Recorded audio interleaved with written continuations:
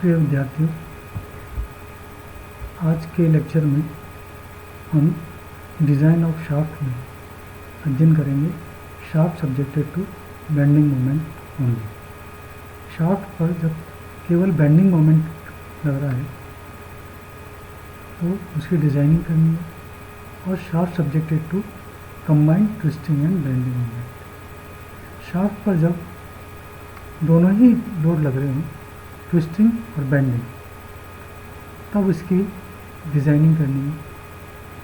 पिछले लेक्चर में हमने शाफ्ट का इंट्रोडक्शन और shaft subjected to twisting moment किया था। इस लेक्चर में shaft subjected to bending moment only और shaft subjected to combined twisting and bending moment के बारे में अध्ययन करेंगे। सबसे पहले लेते हैं shaft subjected to bending moment only. Shaft पर जब बेंडिंग मोमेंट लग रहा है तब उसका डायमीटर कैसे फाइंड आउट करेंगे। Now shaft subjected to bending moment only, maximum stress tensile या कंप्रेसिव, मैक्सिमम स्ट्रेस टेंसाइल या कंप्रेसिव है तो बेंडिंग इक्वेशन क्या होती है, M/I is equal to FB/Y।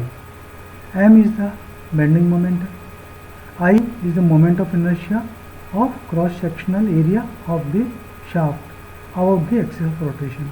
जो शाफ्ट है उसका क्रॉस सेक्शन एरिया, शाफ्ट का क्रॉस सेक्शन एरिया, और मोमेंट, ये I जो है moment of inertia of cross section area of the shaft, moment of inertia of the cross sectional area of the shaft about the central axis, about the axis of rotation, ये है I।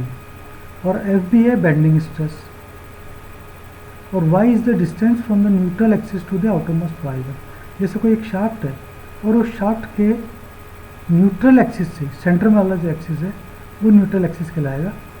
उस neutral axis से outer most fibre जो शाफ्ट है, उस shaft का, ये शाफ्ट है, शाफ्ट का आउटर मोस्ट फाइबर जो है, उस आउटर मोस्ट फाइबर तक की डिस्टेंस उसके सेंटर से, यानी हम कह सकते हैं कि रेडियस जो है शाफ्ट का वो है ये। Now for a round solid shaft, अब एक राउंड सॉलिड शाफ्ट लेते हैं और उस राउंड सॉलिड शाफ्ट में मोमेंट ऑफ इनर्शिया जो है वो होता है I is equal to π/64 into D⁴। ये तो सॉलिड शाफ्ट का मोमेंट ऑफ इनर्शिया है। और Y या रेडियस उसका जो है वो है D/2। D is the diameter of the shaft, shaft का डायमीटर D है तो शाफ्ट के डायमीटर का आधा उसका Y होगा, दैट इज रेडियस। उसके न्यूट्रल एक्सिस से आउटरमोस्ट फाइबर तक की जो डिस्टेंस है दैट इज Y या रेडियस। नाउ इस फर्स्ट इक्वेशन में अब हम ये वैल्यू सब्स्टिट्यूट कर दें, I की, मोमेंट ऑफ इनर्शिया की, और ये डिस्टेंस की, distance from neutral axis to the outermost fibre. ये दोनों वैल्यूज़ यहाँ सब्स्टिट्यूट करते हैं I और Y की, तो हम देखते हैं कि M/I की value π/64 into D⁴ equal to FB या सिग्मा भी बोल सकते हैं इसको हम। तो ये FB जो है, FB/Y, Y की डिस्टेंस कितनी है, D/2, तो ये D/2 रख दिया। अब इसको सिंप्लीफाई करेंगे M के लिए, तो M is equal to π/32 into FB into D³। तो यहाँ पर जो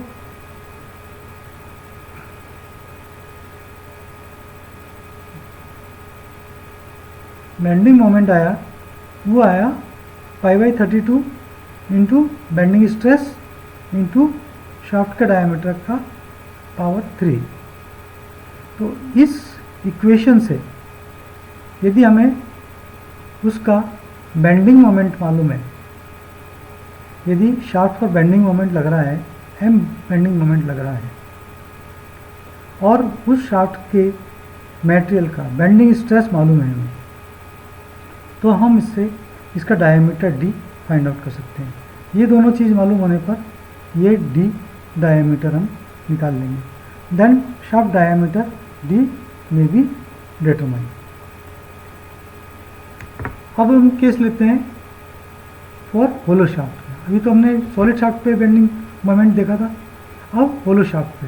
होलो शाफ्ट का मोमेंट ऑफ इनर्शिया क्या होता है? होलो शाफ्ट का मोमेंट ऑफ इनर्शिया होता है I equal to π/64 outside diameter की पावर 4 माइनस इनसाइड डायमीटर की पावर 4। जैसे होलो शाफ्ट है तो डी वो तो उसका आउटसाइड डायमीटर है और डी आई होलो शाफ्ट का इनसाइड डायमीटर है। तो यहाँ पर इसका मोमेंट ऑफ इनर्शिया क्या होगा? That is equal to π/64 into outside diameter की पावर 4 माइनस इनसाइड डायमीटर की पावर 4।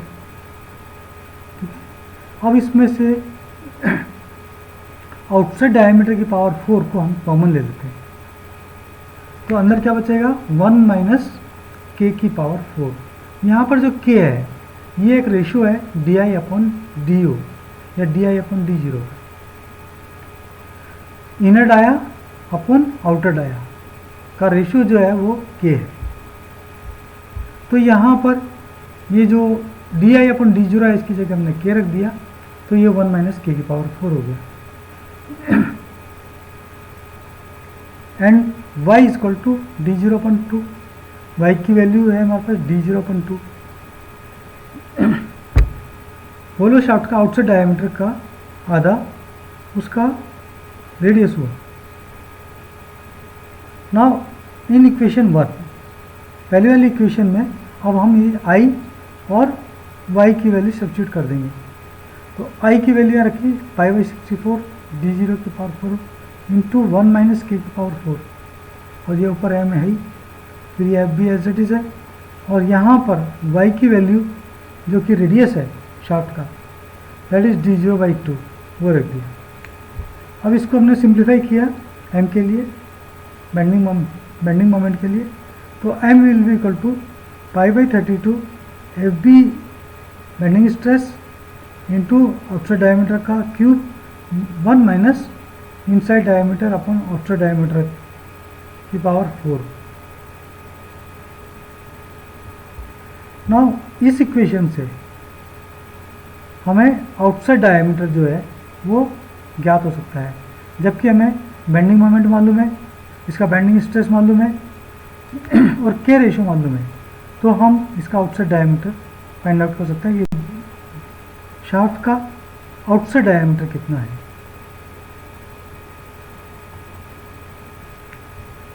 अब दूसरा टॉपिक लिखते हैं, shaft subjected to combined twisting and bending moment. Shaft पर जब कंबाइंड लोड लग रहा है, ट्विस्टिंग और बेंडिंग मोमेंट दोनों लग रहे हैं, तब उसका डायमीटर हमें फाइंड आउट करना है कि शाफ्ट का डायमीटर क्या होगा। Now shaft subjected to combined twisting and bending moment में the shaft must be design on the basis of 2 moments simultaneously. और शाफ्ट को हम डिज़ाइन करते हैं 2 मोमेंट्स के बेसिस पे। कौन कौन से हैं? मैक्सिमम शियर स्ट्रेस थ्योरी लेंगे for ductile material as mild steel. ये सब माइल्ड स्टील है डक्टाइल मटेरियल, उसके लिए तो हम लेते हैं मैक्सिमम शियर स्ट्रेस थ्योरी। और जो ब्रिटल मटेरियल है जैसे कास्ट आयरन है, ब्रिटल मटेरियल है, कठोर है, इसकी वैल्यू हम लेंगे, इसके लिए हम लेंगे maximum normal stress theory. Ductile material के ब्रिटल मटेरियल जैसे कास्ट आयरन है, उसके लिए तो हम लेंगे मैक्सिमम नॉर्मल स्ट्रेस थ्योरी। अब हम लेते हैं नोटेशंस एफ एस या सिग्मा एस या टाउ ई जिसको हम बोलते हैं। This equal to shear stress induced due to twisting moment.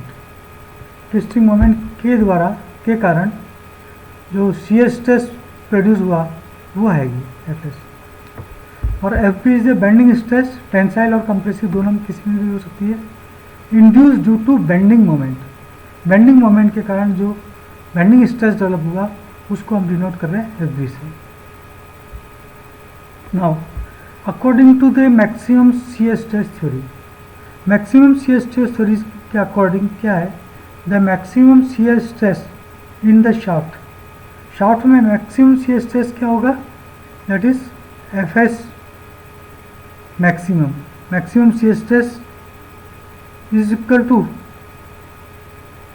1/2 into root में F B square plus 4 times of F S square. Substituting the value of F B and F S. अब ये F B bending stress और ये सी stress, इन दोनों की value हम substitute करते हैं तो t equal to pi by 16 F S D cube है, ये इक्वेशन है। तो यहाँ से एफ एस की वैल्यू क्या हो जाएगी 16t अपॉन पाई डी की पावर क्यूब। तो यहाँ पर ये एफ एस की वैल्यू हमने यहाँ रखा है 16t अपॉन पाई डी की पावर क्यूब। अब यहाँ पर m है pi by 32 F B D की पावर क्यूब। तो यहाँ पर जो बेंडिंग स्ट्रेस है वो क्या होगा m 32 upon m D cube. अब ये वैल्यूज एफ एस की और बेंडिंग स्ट्रेस की, ये दोनों वैल्यू हमने यहाँ रखेंगे। एफ बी की जगह ये एफ बी निकाल करके ये 32m हो जाएगा और ये पाई और डी क्यूब, ये इसके द्वारा हम एफ बी की वैल्यू रख देंगे और ये इसमें से एफ एस की वैल्यू निकालेंगे। Pi D cube 16t upon pi D cube, ये यहाँ रख दिया। अब इसमें से हमने कॉमन लिया, ये 16 कॉमन आ गया अपॉन पाई डी की power 3।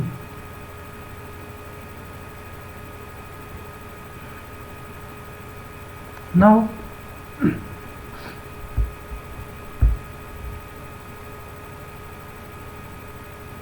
F S maximum is equal to half in root 32m upon pi D cube का whole square plus 4 16t upon pi D cube का square.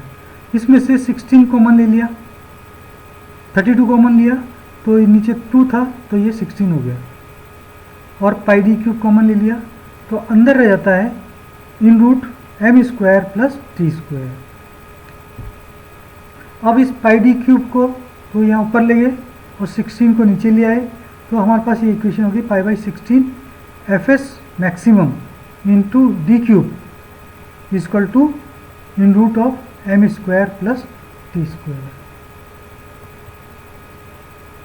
Now the expression in root of M square plus T square is known as equivalent twisting moment and is denoted by TE।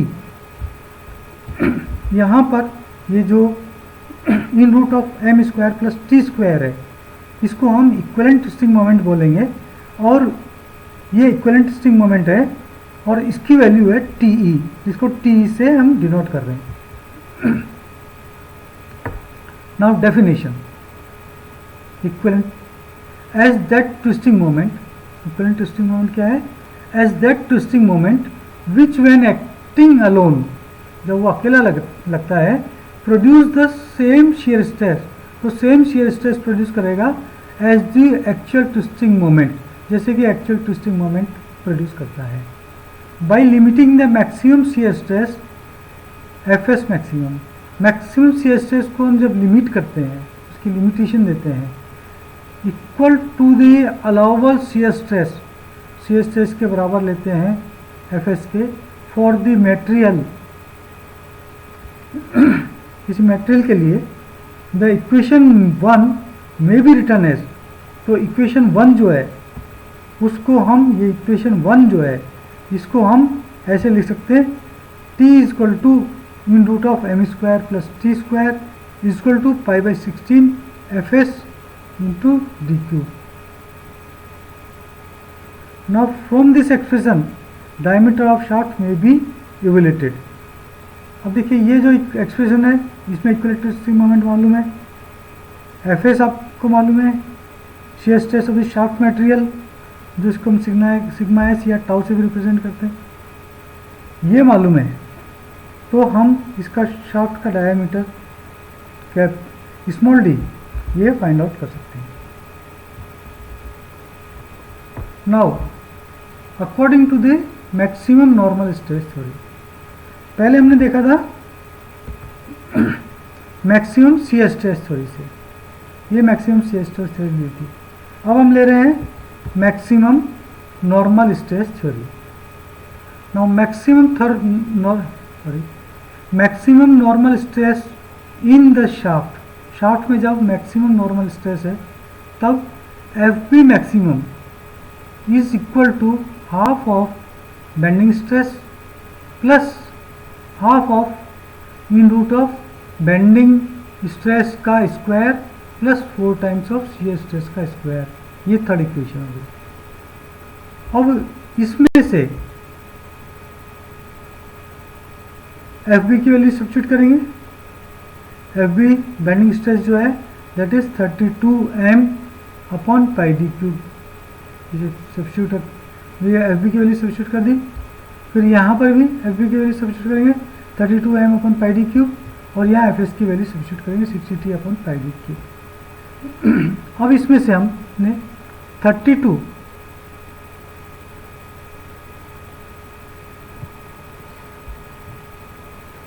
का square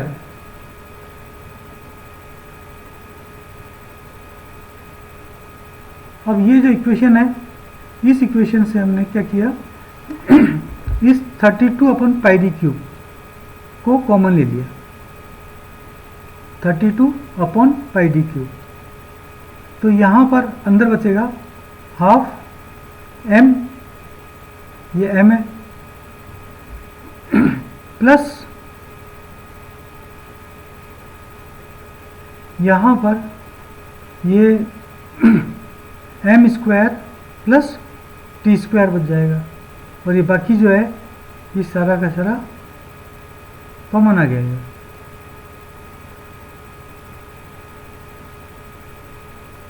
और अब हमने इस पाई D cube को ऊपर ले गए, यहाँ 32 को नीचे लिया है, तो pi by 32 into bending stress into diameter of the shaft का cube. Now this equal to half M sigma half M plus in root of M square plus T square. तो इस तरह से हमारे पास ये चौथी इक्वेशन आ जाती है। Now the expression half M plus in root of M square plus T square is known as equivalent bending moment. इसको हम इक्विवेलेंट बेंडिंग मोमेंट बोलेंगे। Half M plus M square plus T का square, this is known as equivalent bending moment and is denoted by M E. इसको हम M E से denote करेंगे। अब इसकी डेफिनेशन क्या है इक्विवेलेंट बेंडिंग मोमेंट की? This is as that moment which when acting alone, ये जब केवल अकेला ही लग रहा है, प्रोड्यूसेस द सेम टेंसाइल और कंप्रेसिव स्ट्रेस। इसमें सेम टेंसाइल या कंप्रेसिव स्ट्रेस एफ पी प्राप्त होता है, produces the same tensile and compressive stress as the actual bending moment, जैसे कि एक्चुअल बेंडिंग मोमेंट में होता है, by limiting the maximum normal stress, जिसमें कि मैक्सिमम नॉर्मल स्ट्रेस को हम लिमिट कर देंगे F B maximum now equal to the allowed bending stress. तो यहाँ पर by limiting the maximum normal stress F B maximum equal to the allowed bending stress F B, the equation 4 में भी return है। ये जो फोर्थ इक्वेशन है इसको हम इस तरह से लिख सकते हैं कि जब हम इसको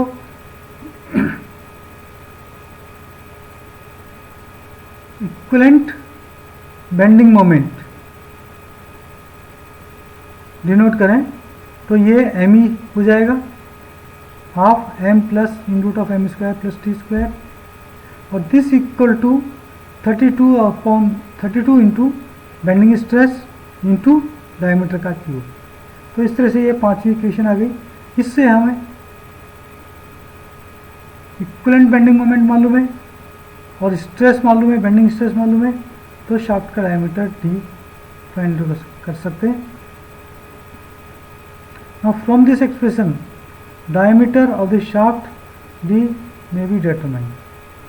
तो इस तरह से हम शाफ्ट का डायमीटर निकाल सकते हैं। अब इसमें रेफरेंसेस हैं, a text book of machine design by R S Khurmi and J K Gupta. Thanks.